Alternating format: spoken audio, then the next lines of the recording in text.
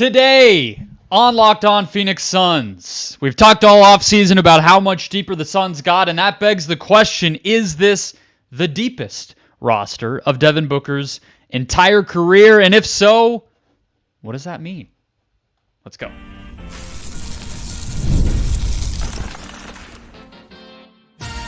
You are Locked On Suns, your daily Phoenix Suns podcast, part of the Locked On Podcast Network, your team every day.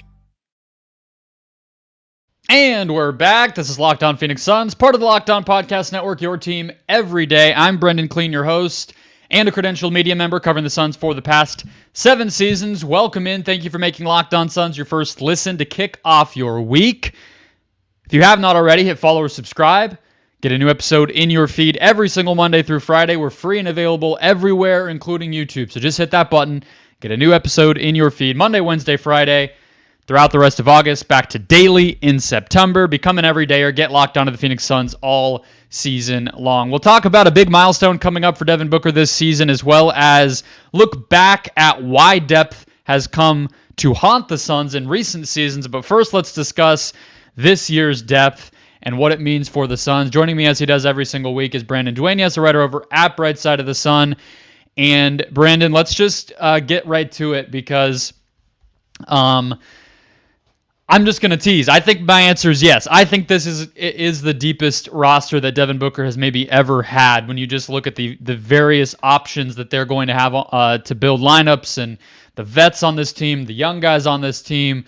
So I want to hear your thoughts on that. Today's episode brought to you by Gametime. Download the Gametime app, create an account, use the code LOCKEDONNBA for $20 off your first purchase. Terms apply.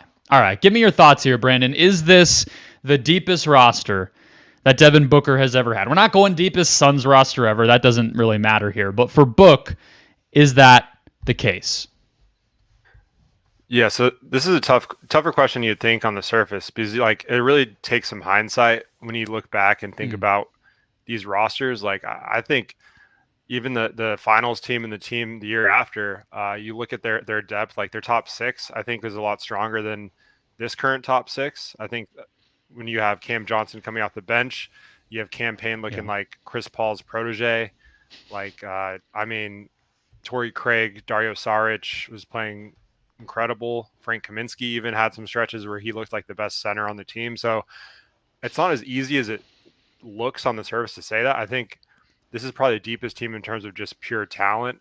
But when it comes to balanced depth, I think you can make a case that it's still not at the level of that championship team. It's crazy as it is to say that.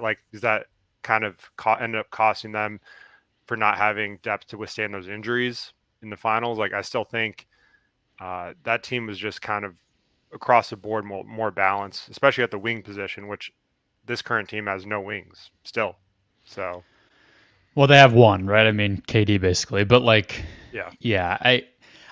that's fair. But I guess if we're just going kind of the 6th and 7th men and we leave aside the starting lineup for a second, I would agree that Cam Johnson and Cam Payne, that's really good. And both of those guys were great that season. Payne fell off a little bit more each year after that, but definitely, I mean, obviously stepping in the playoffs when Chris Paul's arm got pulled out of its socket and all that crazy stuff was huge. But I guess Grayson Allen's not that far off from Cam Johnson, is he? To me obviously the positional side of things that you mentioned is important there, but I don't think that's that huge if Grayson Allen does end up coming off the bench, which I think we're all assuming is going to happen right now. And then Payne, maybe the heights of him, you kind of had 2 6th men on that team, and that's tough to beat. But I look at this year's group, and it's, I would imagine one of Morris, O'Neal, Bol probably gets pretty high up there, at least close enough. And I mean, I guess you're kind of picking nits at a certain point, but I would probably take, Tyus Jones over Jay Crowder. Is that fair? The positional side of it is a very good argument. I think that the depth of wings is a huge factor, But I guess I just look at this current Suns roster, and their top 3 is better, and their 1 through 12, let's say, is better, because you go down after some of the guys you mentioned on that finals team, and you're talking about Aaron Holiday. You're talking about, or I guess that was the next year. You're talking about Etuan Moore, Javon Carter. Yeah, it's like guys that really weren't playoff players. So that's kind of where I'm coming from. Is this year it just feels like they have like legit, they're 10 deep and could even have more than that. Yeah, and that's fair. And I think I'd probably give this current team an edge if I really had to pick between the two. But I still think there's something to be said about the starting depth, and like not only that, just like the playoff lineup. Like I think for the regular season, this team they have heading into the season is built to withstand the regular season. Like Beal or Booker can miss a couple of weeks and they're still going to be rattling off wins. Like I think they're deep enough in the position to survive that. But come playoff time, like having a bunch of undersized guards, to me, still, I give an edge in that sense to those the 2021 through 2022 teams. Like I think playoff, like, and I think they will balance it out. Like I think there's going to come a point at the trade deadline or whatever it is where they turn one of those guards into hopefully a wing or a big that can play in the playoffs, because as constructed, I still think they're pretty lopsided right now and not in the direction that they need to be. But I think from a pure talent perspective, yeah, I would give this team the edge on depth in that sense. So it's kind of like a multifaceted question when you look at it that way. But yeah, either way, they're in good, like a lot better shape this year than they were last year, and that's the most important thing. Is just when you have 2 stars, get them some depth, some help any way you can, and that's what they did. So yeah, it's this is not going to actually be the answer, but there is a fun case to be made. Not definitely not at the top level to compete with another peak Chris Paul season or breakouts from DA and Bridges, or obviously Beal and Durant. But I think if we're talking about the final season and then the 64 win team and then this year, I think last year and the year before we can all agree were fairly thin, although they probably still map out as above this. But the point I'm making is the first year he was in the league, that team was surprisingly deep of guys that had relevant NBA careers because they were kind of still in that transitional phase. PJ Tucker, Brandon Knight, Alex Len, Tyson Chandler, TJ Warren, Eric Bledsoe, Markieff Morris, U.S. Olympian, Chase Budinger. There were a lot of dudes on that team. So that probably is higher than people would realize in these rankings. It's like the time that the Suns have been good, and then that year is probably next. Because once that team got broken up, it was just ugly after that. Yeah, I think that's a good point. Like on paper, you look at that and you think that. But at the same time, that they were kind of coming off of that peak, like trending in the wrong direction, and that team was like falling apart just from a chemistry perspective. But like, and obviously Booker was a rookie, so it's not like he's going to come in and like change that. But yeah, on paper, like that's a team that if you got Book closer to like his prime or like when he started to peak, he probably could have. I'm not gonna say probably. He would have probably led them to like a playoff team or at least playoff berth, like heading into the season. If you have prime Book around that type of group and they're all bought in, but obviously you have disgruntled Bledsoe and PJ Tucker is looking at the next stop in his career. Just a lot of different weird things going on with that roster. But yeah, I think the next several years after that, you can kind of fast forward and just block that out of your memory because there's not a lot to work with there. So it's agreed. To fast forward back to the peak with the finals and the 64 win team, it's kind of impressive to me in hindsight that team could be so dominant and not be like incredibly deep. You know what I mean? I think it speaks to the value of building a team with young players as your cornerstones and kind of getting lucky that those guys all peak at the same time. Is you can have, everybody, and Chris Paul just kind of in his last few healthy seasons. And I mean, I guess DA played only 58 the year after the finals, but everybody else was pretty healthy, and all you need is like 7 or 8 guys at that point. But yeah, I guess to make one more point about this year's team in contrast to those teams, and one more case for my side of this is that that Book, this team can withstand an injury to Book, this year's team, I think better than ever in his career. Is that fair? Absolutely.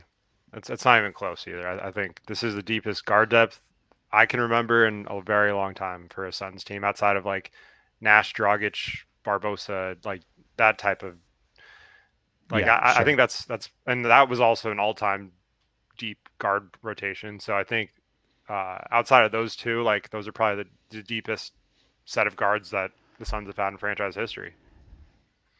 Besides the obviously Kid, Nash, Kevin Johnson, but that doesn't count because that was like, they're rookie Nash. Yeah.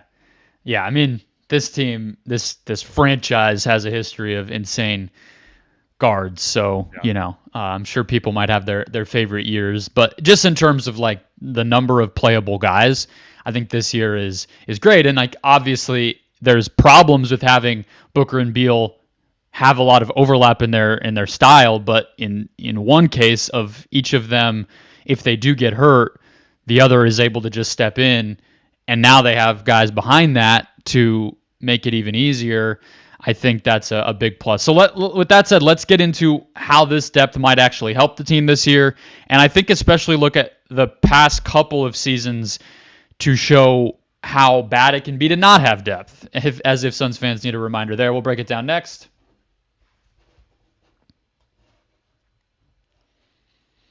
First, today's show brought to you by BetterHelp.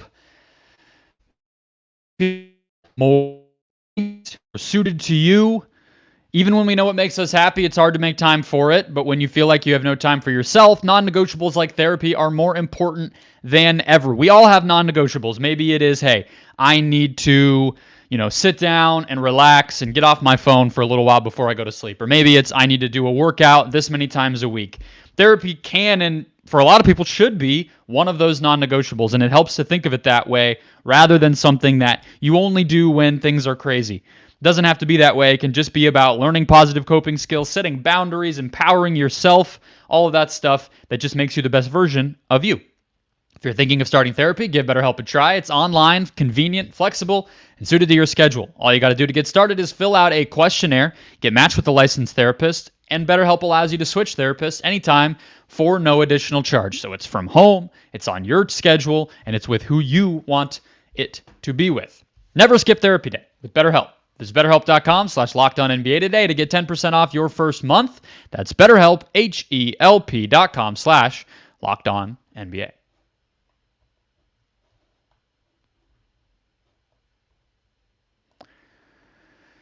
Alrighty, let's keep it rolling here, Brandon. So I wanted to go back to the past couple of seasons to kind of show how not having depth really screwed the Suns. So the year that they traded for KD, I think this is the part, and I talked about it a little bit. I did a retrospective thing listening back to the KD trade day episodes that I did, and I just kind of had some fun going down like the memory lane a little bit. But one of the things that I think gets overlooked about why that trade was so necessary, and I think you and I did a what if exercise a while back of like, could they have just waited until the summer and maybe they had to give up less? Would that have been worth it? And I think we both agreed no, because that team was just going to waste a season of Devin Booker's career. I think that's just sort of the bottom line. And if we go back, obviously Book was hurt a lot that year, but Chris Paul was falling off and couldn't stay on the court, and DA was plateauing and he was dealing with injuries. Bridges was basically the only player who could stay healthy. Cam had the meniscus thing on down the line. And their lack of depth, and I think like steps back from guys like Payne, caught up with them. And I think is a really good demonstration of how quickly a season can go down the toilet if you don't have enough real role players behind your best guys, and how desperate you can get as a result. And you don't always get saved by a Kevin Durant trade if that happens. So to me, that's a perfect illustration of why the Suns operated this year the way they did, was to make sure something like that doesn't happen again. Yeah, and one other thing that I think that's underrated about having this kind of depth at your disposal is having two stars like Durant and Booker. Any chance you can to like take a little bit of the workload off them heading into the playoffs is huge. So I think having a team that could win games without them if they have to miss a week or two. Hopefully it doesn't come down to that, but I mean, history suggests it will. I think the fresher they are for the playoffs, the better. So this team, that the way they're constructed, I think is going to allow that. So you look at like Tatum and Brown and Boston last year, like just the depth they have. I'm not comparing the tubes. I think Boston's depth is a lot different. And, but in the same sense where it's like those two guys didn't have to like run themselves into the ground to get wins in the regular season. So the playoffs come around and they're not burnt out. I think that's the ultimate goal with guys like Booker and Durant, especially Durant at this stage of his career. Like you don't want him to be exhausted like in a regular season game playing 42 minutes or something just to secure a win against like Chicago on the road or something. So I think there's just like those little things where it adds up over the course of a season. And I think hopefully this team's depth can withstand that. And, you know, there's no, just going back to what you said about that original KD trade with like, we were talking ourselves into like Darius Baisley and like TJ Warren and Terrence Ross and all these guys. I think now that, you know, with Morris, Tyus Jones, Grayson Allen, there is a lot of crossover with some of those with Booker and Beal, but I think that could also be looked at as a strength at the same time. So there's a lot to look into when it comes to depth, but overall, I think they're in a good spot. Yeah, I think that kind of brings us, the overtaxing of the best players, I think kind of brings us to last season, where no one would disagree. It was just what had to happen, that Durant was completely overtaxed the beginning of the year. His efficiency wasn't looking great. His, ability to impact the game outside of scoring the ball was limited because of how much he had to do on that end. And it just was a bad situation because Booker and Beal got hurt right away.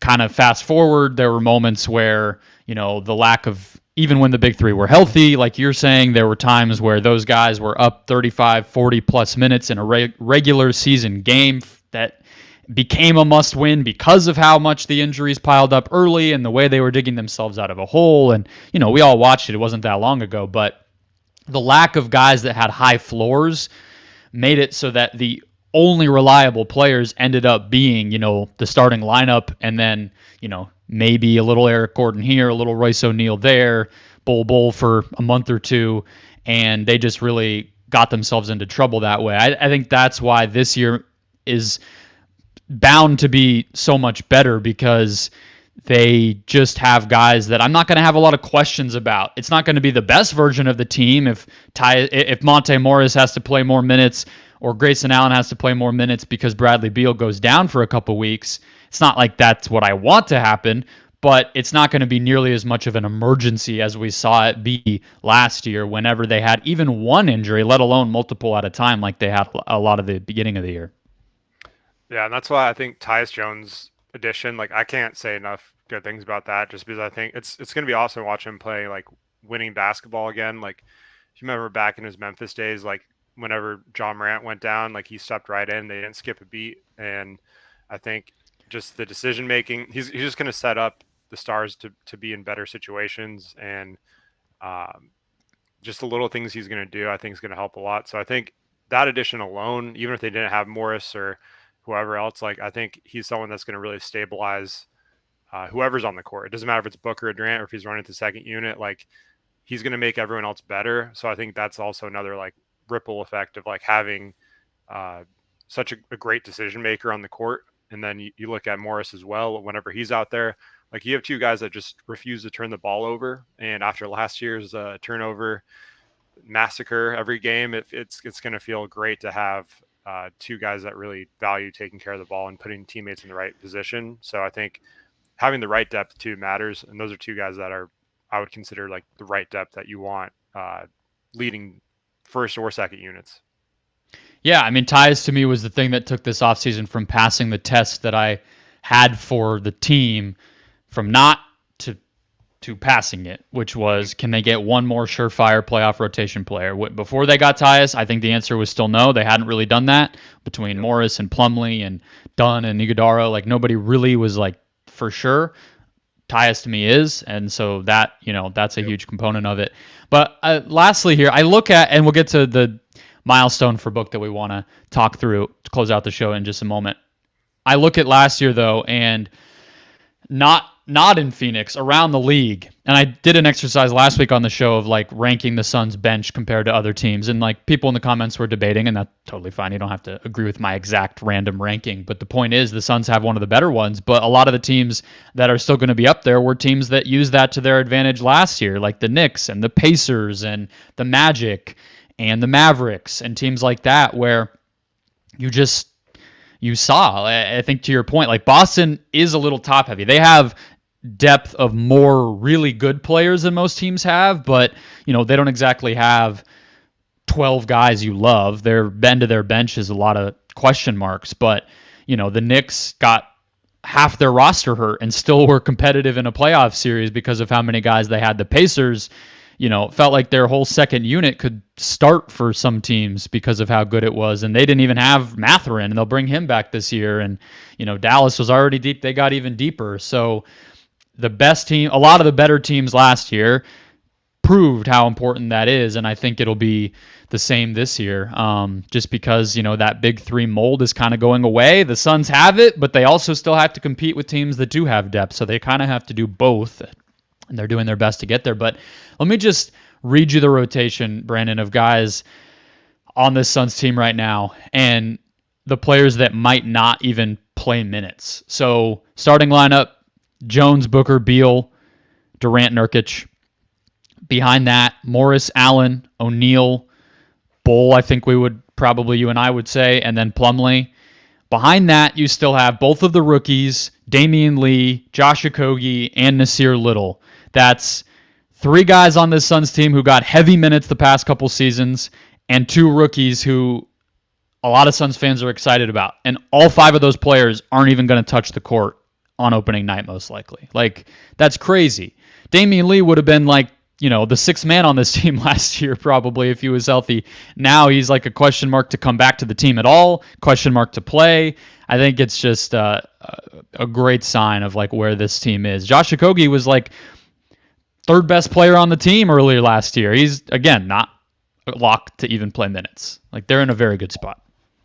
Yeah, and that's what you want in your depth too, especially with the rookies. Like, as infatuated as everyone gets with them every summer, it doesn't matter what team you root for and like who the rookies are.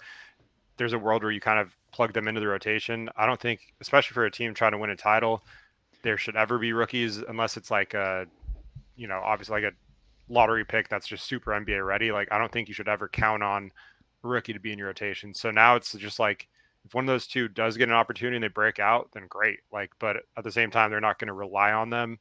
And same with Okogie and Lee. Like, they're guys that I think in certain roles, as specialists one way or another, could still come in and help if there's some injury. But again, they're not relying on these guys. So that's the key to having depth, is like, and also like, I think every team deals with like at least two injuries at a time during the regular season, whether it's minor or major. So I think also just kind of, what does your rotation look like with two guys out? Like, that's like, I think the best way to look at depth. And obviously if it's like Booker and Durant, it doesn't matter. They're screwed. But if it's, Booker and like, I don't know, Nurkic or something, I think this team is still built to survive for a certain amount of time. So I think that's the best way to look at it, is like they have some, in case of emergency, break the glass, you have some rookies, you have some proven guys. And I think that's a perfect blend to have in the back end of your roster. Absolutely. All right, we're talking about the best depth of Book's career, and Booker's career brings up the way that he is rising up the milestone charts for this franchise, including the all-time points record, which is firmly in reach this year, almost a lock for any sort of healthy season that he will pass it. So let's discuss the likelihood that happens, run through the numbers, and talk about what that will mean as we look ahead to next season, all coming up right after this.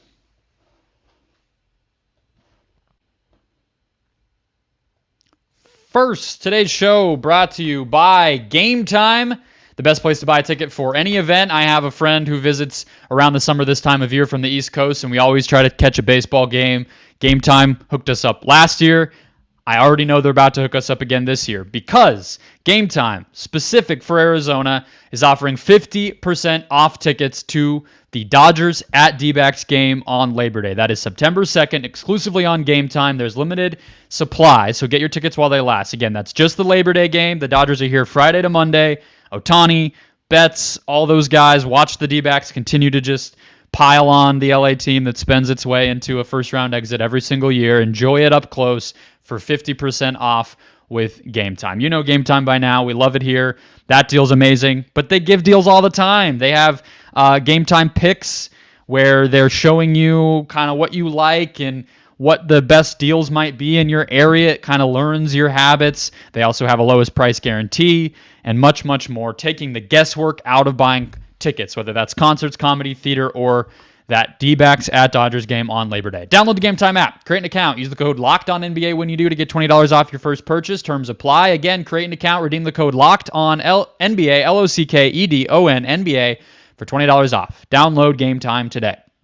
Last minute tickets, lowest price, guaranteed. All right, Brandon, let's close it out. Shout out to John Voida over at Bright Side of the Sun.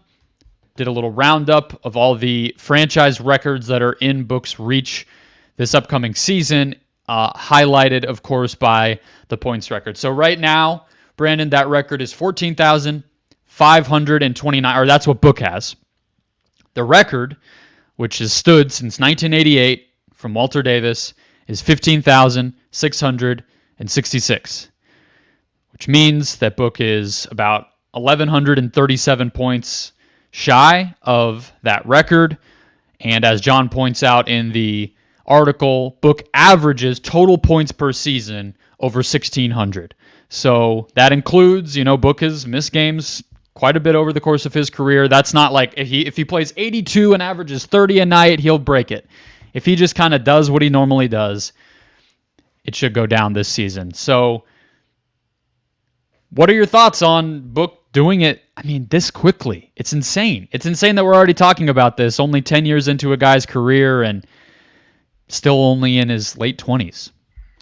Yeah, first of all, it's just crazy that this is year 10. Like, where has the time gone? It doesn't feel real that this is his 10th season, but yeah, I think he'll break it. It should happen relatively quick as long as he stays healthy. I think he could probably do it in like 40, 45 games if he's scoring at a high level, obviously. But yeah, I think health is really the biggest thing. And there's like a little all-time list here that I pulled up for where he's at currently on all-time Suns franchise history ranks. He's standing alone in threes made by quite a long ways. He's at 1,241 threes. Second in points, obviously, it's 14,524. Points per game, second all-time at 24.3. He's third in all-time free throw percentage at 87. Assists, he's sixth overall with 2,993. Minutes played, he's seventh, and games played, he's eighth. And that's just crazy that he's 27 years old. I think by the end of this year, he's going to shoot up a few more rankings, and by the time he's done with everything in a Suns uniform, he'll probably be the all-time leader in pretty much everything outside of rebounds or blocks, big man stats. But yeah, it's crazy to put that in perspective at his age, what he's already accomplished, and this is his theoretical prime he's about to enter. So look out. Yeah, for sure. If he were to pass this record from Walter Davis, he also will be, before too long, he will be up into the top 100 for points all time in NBA history as well. He has to get to, let's see, what's the exact number here? Nope, I'm at 50 here. Number 100 is actually Tom Chambers, which is kind of funny. Obviously didn't score all of those in a Suns uniform, which is why he doesn't have the Suns record, but 1662. If Book can pass that, he gets into the top 100 all time, and then it's Rondo, Mikan, Cowens, Lillard. He starts to get into, top 100 doesn't sound like much, but the whole course of all of NBA history, you're already getting into some pretty impressive names. Jason Terry, Joe Dumars, Terry Porter. Shout out half a season of a Suns coaching job there for Terry Porter. So yeah, it's crazy that he's been here 10 years, but when you hit the ground running the way that he did and stay relatively healthy, he hasn't like missed a season or anything. This is what happens. You just pile up stats for 10 plus years without any, real signs of slowing down. And like, this is where you go. All NBA teams, deep playoff runs. And, this is what like the beginning of a Hall of Fame career kind of looks like. He's definitely on that trajectory. Yeah. And it's also important to note, like going through the whole COVID thing where he lost games, like there's a shortened season. And then also the following season was it 10 games or 12 games shorter than a regular season? So 10, yeah. Yeah, so there's some lost games there too. I mean, that's like pretty minor in the grand scheme of things, but just some more context of like the all-time stuff. I just because he's steadily missed like a little bit each season, and that kind of adds up too. And then you factor that in, and I think if he could just really put together a season where he really stays healthy, like he's gonna shatter a lot of records. So he's already up there too. So like you said, for him to be doing it as early as he started at his age and really hit the ground running and still have so much runway left, like it's really tough to see. I mean, unless he like demands a trade to the Knicks or something like in a year or something, like I just can't see him not being the leader of everything for like the Suns. So it's pretty cool. I have a clarification to make. I was looking at the playoff all time. If Book were to get into 100, the top 100 all time, it probably won't happen this season. Kyrie Irving is 100th in total points in the regular season ever. There's, for some reason, no way to do both. I don't know. I guess most of the lists are one or the other. I guess that makes sense. I guess that's kind of what we were talking about with LeBron. But 17,199. That's the mark to get to the top 100 all time and surpass Kyrie. But again, you're talking about in this list, it's Kevin Willis, former Sun Michael Finley, former Sun Steve Nash, Kevin McHale, Jason Kidd, a lot of guys there. So that should happen before long as well. But I was looking at playoffs, which he's, again, I guess not too far off from the top of that either, even though he's only missed the playoffs by a mile for the first like 5 years he was in the league. Joe Johnson is number 49 on that list. Shout out Joe Johnson. Tom Chambers, number 50. Yeah. So that's exactly the kind of thing though, right? Like that is what I think we're talking about, where it's like, I think Book has higher highs than some of those players, but if you're just in the league for a long time and able to be consistent and play your game and do your thing, like exactly, you just move up these charts. Like it's just kind of what happens. And it's easy to like blink your eyes and be like, damn, I didn't realize like our dude who we've watched every game of was like even in that realm. But yeah, it's been a decade. He is. All right, that'll wrap us up. Read Brandon and John and everybody at Bread Side of the Sun for more good content like that all the time. And hit follow or subscribe here if you have not already. We'll have another episode for you later this week, and then closing out the week with Stephen Perjone Garner as always. Enjoy your Monday, and we will talk to you next time.